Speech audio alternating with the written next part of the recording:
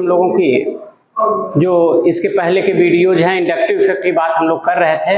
Inductive effect के बारे में 2 वीडियोज में हम लोग डिस्कस कर लिए हैं। उसके आगे हम बढ़ते हैं कि इंडक्टिव इफेक्ट में हमने कहा कि इंडक्टिव इफेक्ट के आधार पर हम लोग डिसाइड कर सकते हैं एसिडिटी का, बेसिसिटी का, स्टेबिलिटी ऑफ कार्बोकैटायन का।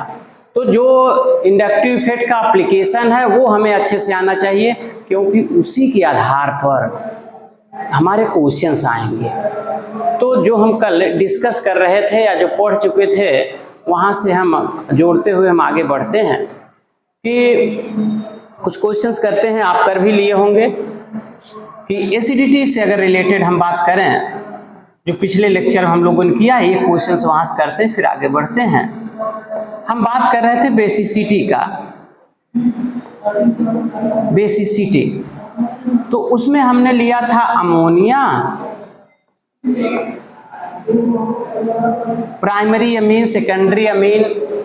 तो प्राइमरी अमीन में मान लेते हैं या अमीन की बात करें NH2 और यहीं पर लगा दीजिए एक मेथिल ग्रुप। ये देखिएगा। दूसरा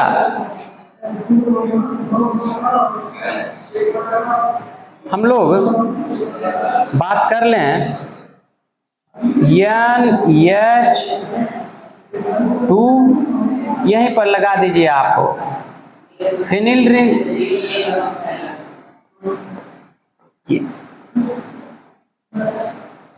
अब यहां पर देखिएगा, ये तो आपका अमोनिया हुआ, यह आपका अमीन हुआ, एलिफैटिक अमीन है ये आपका एलिफैटिक अमीन है।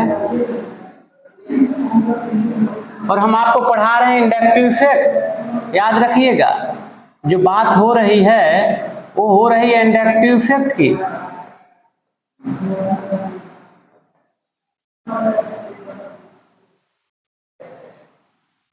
और उसकी जो एप्लीकेशंस हैं इंडक्टिव इफेक्ट के आधार पर कैसे हम बेसिसिटी को डिसाइड करते हैं, उसी पर प्रॉब्लम के माध्यम से हम लोग डिस्कशन कर रहे हैं।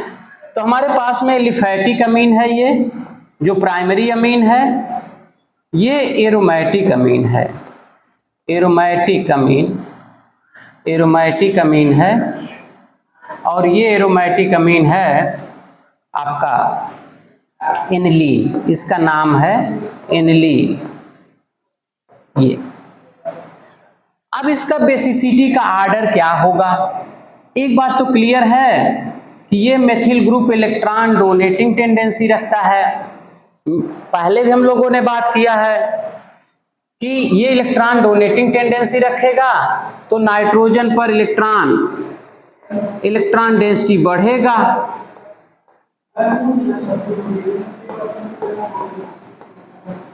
तो इसकी बेसिसिटी हमेशा अमोनिया से ज्यादा हो, ये बात क्लियर है।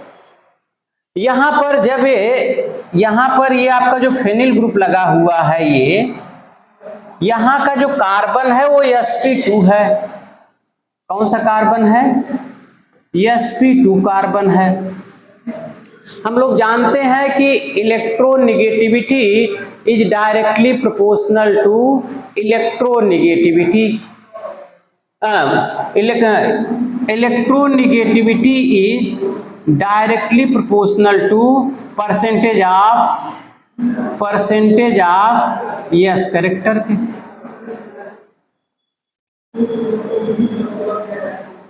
ये तो इसका मतलब ये हो गया कि ये जो कार्बन है वो और इलेक्ट्रोनेगेटिव हो गया।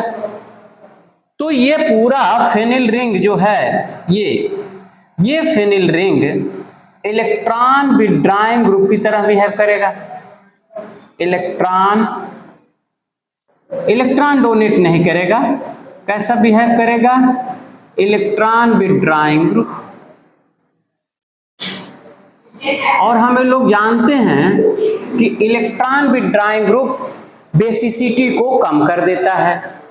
कहीं भी अगर इलेक्ट्रॉन विड्रॉइंग ग्रुप लगा होगा वो बेसिसिटी को कम कर देगा, यानी इसका मतलब ये हो गया कि इसका होगा जो pH यानी फेनिल NH2। तो ये ऑर्डर हुआ इन तीनों में। एक बात और काफी कॉमन है कि ये एरोमेटिक अमीन है, एरोमेटिक अमीन है, एलिफैटिक अमीन है। तो एक सेंटेंस याद रखना कि एलिफैटिक अमीन्स आर more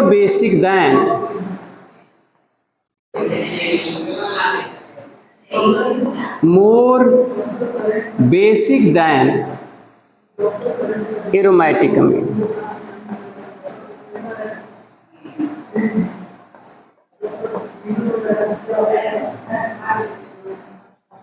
ये तो aliphatic amines are more basic than aromatic amine. तो ये बातें हमेशा आप कभी भी क्वेश्चंस करिएगा तो इसको आप हमेशा याद रखिएगा। अच्छा, एक बात हम और लिख सकते हैं फार्मूला के तौर पर।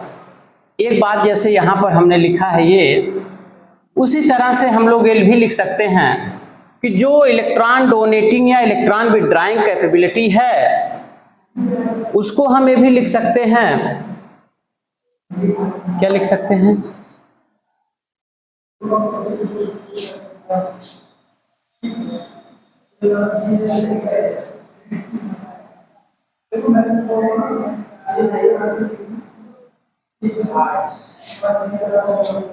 कि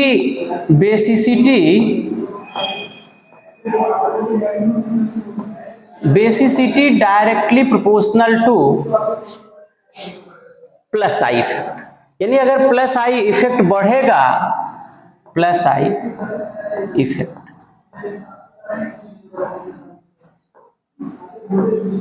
ये बात क्लियर हो गई कि यदि प्लस आई इफेक्ट होगा तो बेसिसिटी ज्यादा होगी, और basicity is universally proportional to minus I effect.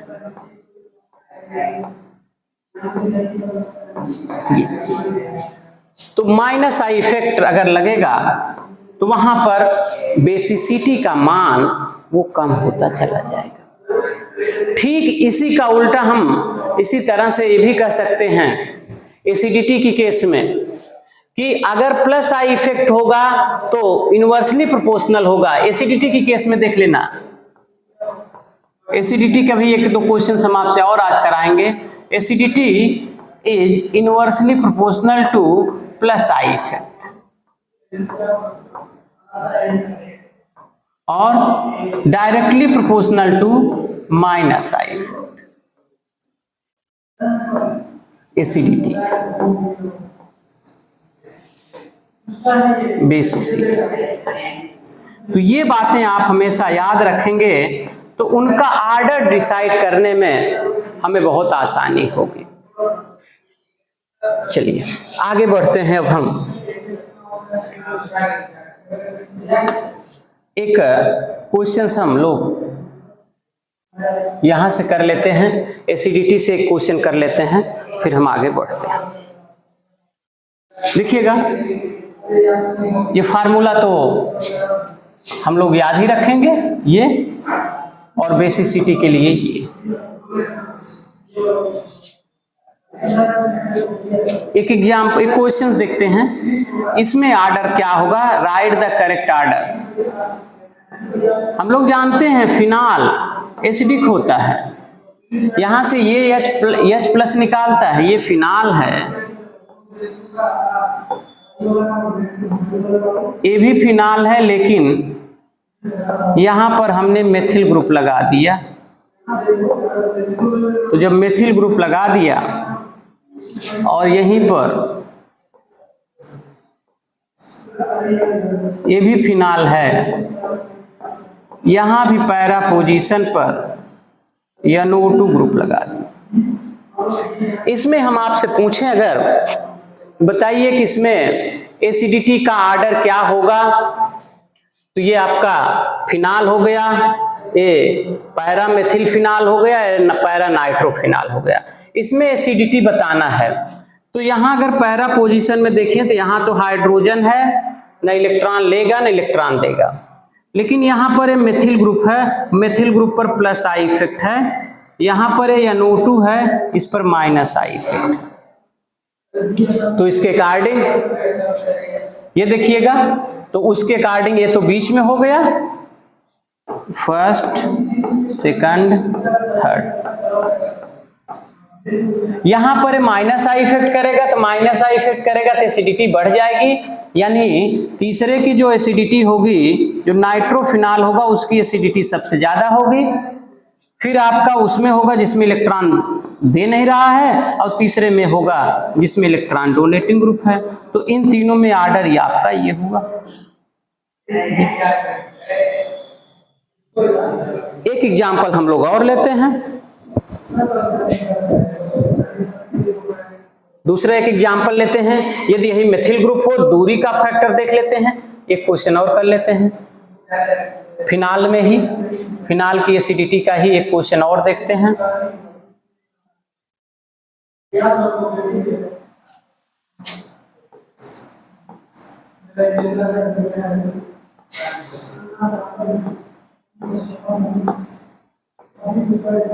OH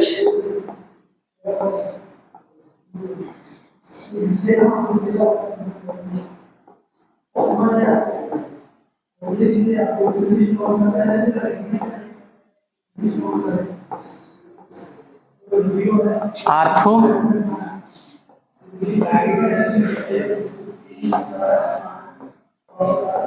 यहां पर OH पैरा,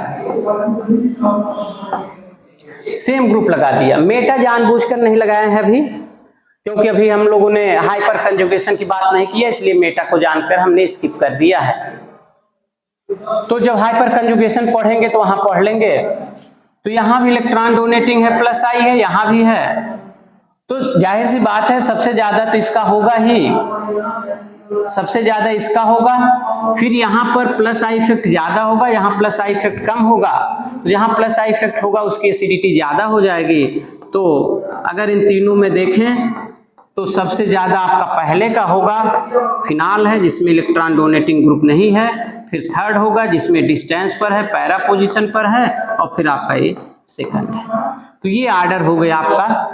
मेटा का यहाँ पर हम जानबूझकर अभी स्किप किए हुए हैं, जब हम लोग हाइपर कंजुगेशन पढ़ेंगे, क्योंकि जब हाइपर कंजुगेशन पढ़ाएंगे तब पढ़ाएंगे कि यहाँ पर आर्थो पर और पैरा पर ये आपका हाइपर कंजुगेटिंग इफेक्ट शो करता है, तो इसलिए इसकी बात हम लोग नहीं कर रहे हैं। अब हम बात करेंगे स्टेबिलिटी ऑफ, ये तो एसिड और बेस का हो गया, जितने भी क्वेश्चंस आएंगे और भी हम बाद में जब हमारा ये चैप्टर पूरा होगा, टॉपिक पूरे होंगे, तो और भी इससे रिलेटेड क्वेश्चंस कराएंगे हम। अब हम बात करेंगे कि एसिडिटी का plus I effect minus I effect का स्टेबिलिटी ऑफ कार्बोकेटायन पर क्या प्रभाव पड़ता है। तो देखिएगा कार्बोकेटायन पर इसका प्रभाव क्या होगा।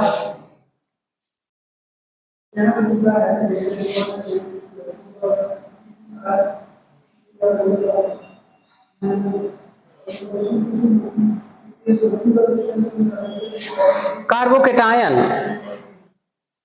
क्या प्रभाव होगा, ये हम लेते हैं पहला CH3CH2 प्लस। क्या बात कर रहे हैं हम, कार्बोकेटायन की बात कर रहे हैं। Effect of inductive effect on stability of carbocation. तो ये हमारा प्राइमरी कार्बोकेटायन है, फिर ये सेकेंडरी कार्बोकेटायन है, फिर टर्शियरी कार्बोकेटायन।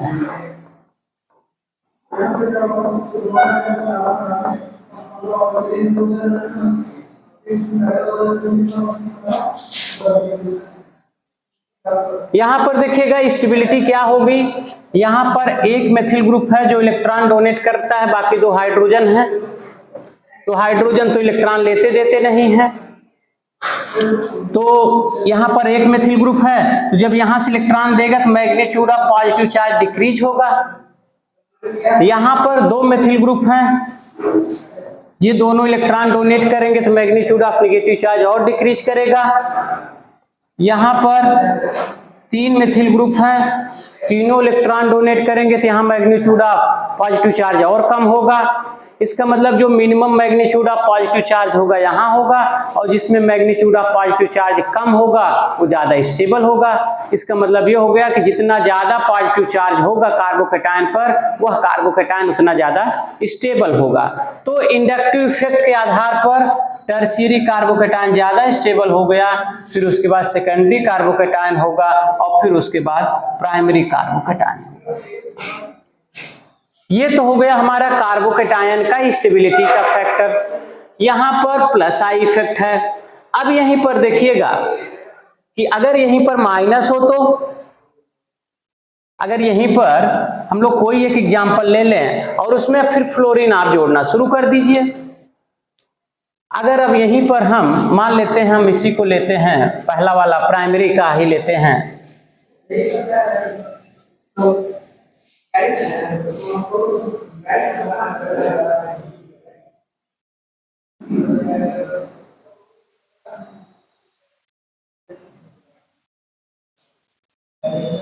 देखिएगा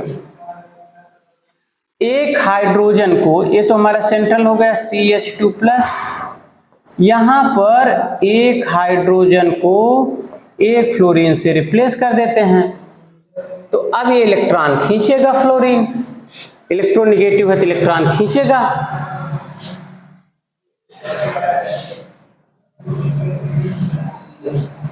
दूसरा CH, दो हाइड्रोजन को दो फ्लोरीन से रिप्लेस कर दीजिए, CH2+, और फिर इसके बाद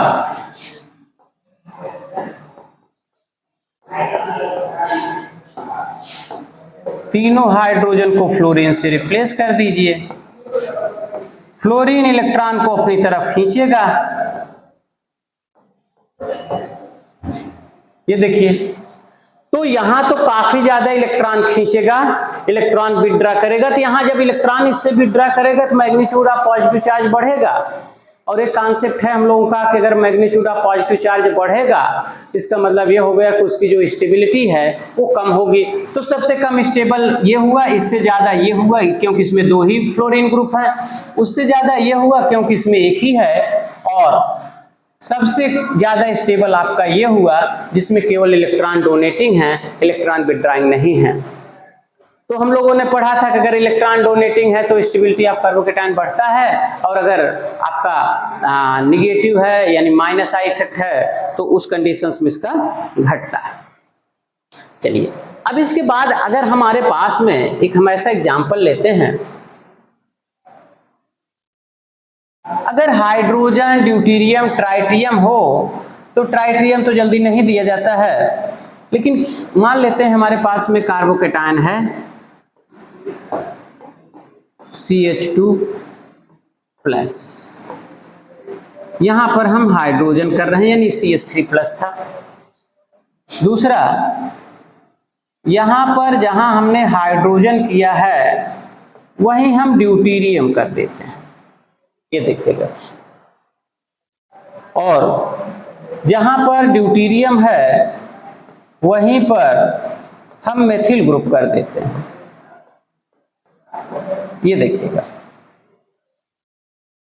यहाँ हाइड्रोजन, एक हाइड्रोजन यहाँ से हमने यहाँ लिख दिया, उस हाइड्रोजन की जगह ड्यूटेरियम कर दिया, उस ड्यूटेरियम की जगह मेथिल कर दिया।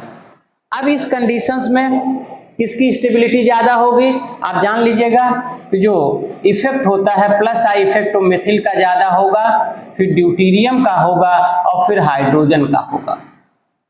तो इसलिए यहाँ पर प्लस आई इफेक्ट ज्यादा होगा तो आपका ये ज्यादा स्टेबल होगा।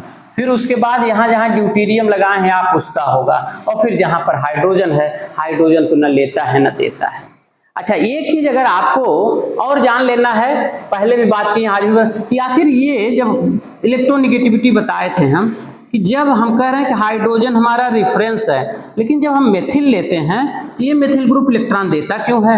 हमने कहा कि इलेक्ट्रोनिगेटिविटी की बात हो तो दोनों की इलेक्ट्रोनिगेटिविटी में वैसे तो नॉन पोलर होता है, लेकिन इसकी इलेक्ट्रोनिगेटिविटी ज़्यादा होती है, तो इस वजह से इलेक्ट्रॉन जो है, इलेक्ट्रॉन इधर की तरफ खिंच जाता है। इसलिए ओवरऑल जो मेथिल ग्रुप होता है वो हमेशा इलेक्ट्रॉन डोनेटिंग का काम करता है।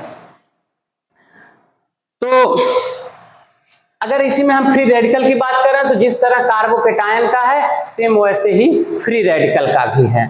फ्री रेडिकल का ऐसा क्यों है वो देख लीजिएगा कि फ्री रेडिकल का भी वही ऑर्डर होगा,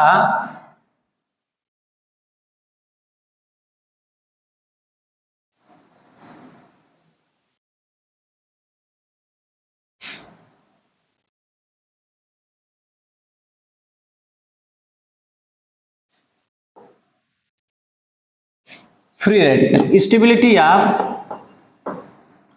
फ्री रेडिकल, फ्री रेडिकल का क्या होगा? सेम वही होगा, क्योंकि जब फ्री रेडिकल हम लोग लेते हैं तो ये इलेक्ट्रॉन डिफिशिएंट होता है। ये इलेक्ट्रॉन डिफिशिएंट है, ये इसके अंतिम सेल में केवल 7 इलेक्ट्रॉन हैं, तो यहां पर इलेक्ट्रॉन डोनेटिंग टेंडेंसी रखेगा तो स्टेबिलिटी बढ़ेगी। तो ये आपका ये मेथिल हो गया, ये प्राइमरी हो गया, ये सेकेंडरी हो गया और ये टर्शियरी हो गया। तो सेम वही एक्सप्लेनेशन है जो कार्बोकेटायन का है, वही फ्री रेडिकल का भी है। अगर कार्बोनियन आयन हो तो जस्ट इसका उल्टा होगा। अगर हमारे पास में कार्बोनियन आयन हो तो कार्बोनियन आयन की स्टेबिलिटी जस्ट इसके अपोजिट होगी। अच्छा, इसका मतलब ये हो गया कि स्टेबिलिटी ऑफ कार्बोकेटायन या free radical, stability of carbocation directly proportional to plus I effect के और inversely proportional to minus I effect के। तो चाहे ये कार्बोकेटायन हो और चाहे फ्री रेडिकल हो, इन दोनों का सेम होगा। लेकिन यहीं पर कार्बोनियन आयन हो तो बात बदल जाएगी, बात उल्टी हो जाएगी। क्या होगा? Stability of carbanion ion, stability of carbanion ion, जो कार्बोनियन आयन होगा वो इनवर्सली प्रोपोर्शनल हो जाएगा प्लस आई इफेक्ट के और डायरेक्टली प्रोपोर्शनल हो जाएगा माइनस आई इफेक्ट। ये हो जाएगा। देख लेते हैं इसको भी, बस यहीं पर हम लोग इतना ही पढ़ेंगे आज के लेक्चर में। एक एग्जाम्पल कर लेते हैं।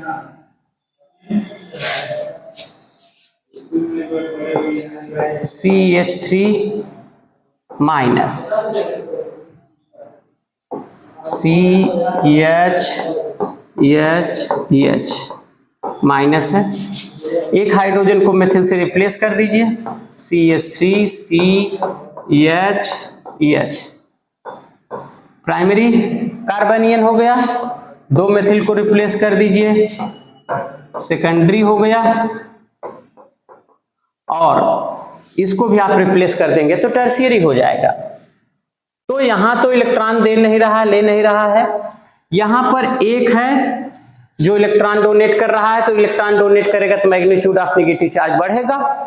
यहां पर 2 मेथिल ग्रुप है, ये दोनों मेथिल ग्रुप देगा तो यहां और होगा, और टर्शियरी में 3 मेथिल ग्रुप होंगे और तीनों इलेक्ट्रॉन देंगे, तीनों मेथिल ग्रुप इलेक्ट्रॉन डोनेट करेंगे तो यहां मैग्नीट्यूड ऑफ नेगेटिव चार्ज और ज्यादा होगा। तो जब मैग्नीट्यूड ज्यादा होगा तो स्टेबिलिटी कम होती जाएगी। तो ये आपका प्राइमरी, फिर सेकेंडरी और फिर टर्शियरी। कब? जब यहां पर इलेक्ट्रॉन डोनेटिंग है। अब यहीं पर अगर इलेक्ट्रॉन विथड्रॉइंग लगा देंगे तो बात यहां पर अलग हो जाएगी। यहीं पर अगर आप फ्लोरीन करना शुरू कर दीजिए तो बात बदल जाएगी। तो अगर माइनस आई ग्रुप लगा दीजिए कार्बोनियन में तो उसकी स्टेबिलिटी बढ़ती जाएगी। जैसे आपका ये है EH, यहाँ माइनस कर दीजिए, यहाँ पर एक फ्लोरीन करिए, 2 हाइड्रोजन है, माइनस 2 फ्लोरीन करिए, फ्लोरीन इलेक्ट्रॉन को खींचेगा, यहाँ पर 2 इलेक्ट्रॉन विथड्राइंग ग्रुप हो गए, यहाँ पर 1 हुआ और यहाँ पर 3 हो गए। तो ये 3 हुआ तो इलेक्ट्रॉन को विथड्रा करेगा, तो यहाँ मैग्नीट्यूड ऑफ नेगेटिव चार्ज सबसे कम होगा।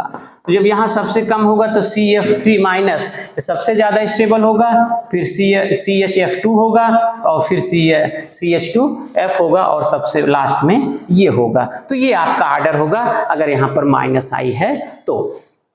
इसी तरह से आप डायपोल मोमेंट का भी कर सकते हैं, जहां पर पोलराइजेशन ज्यादा होगा वहां डायपोल मोमेंट ज्यादा होगा। तो मेनली जो इसका एप्लीकेशन था इन सब में था, और भी हम अगले आज के वीडियो में बस इतना ही। आप लेकिन चैनल को लाइक कर लें, सब्सक्राइब कर लें।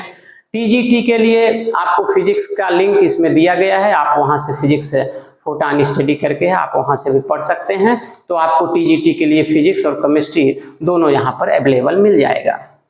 आज के लेक्चर में इतना ही। Thank you.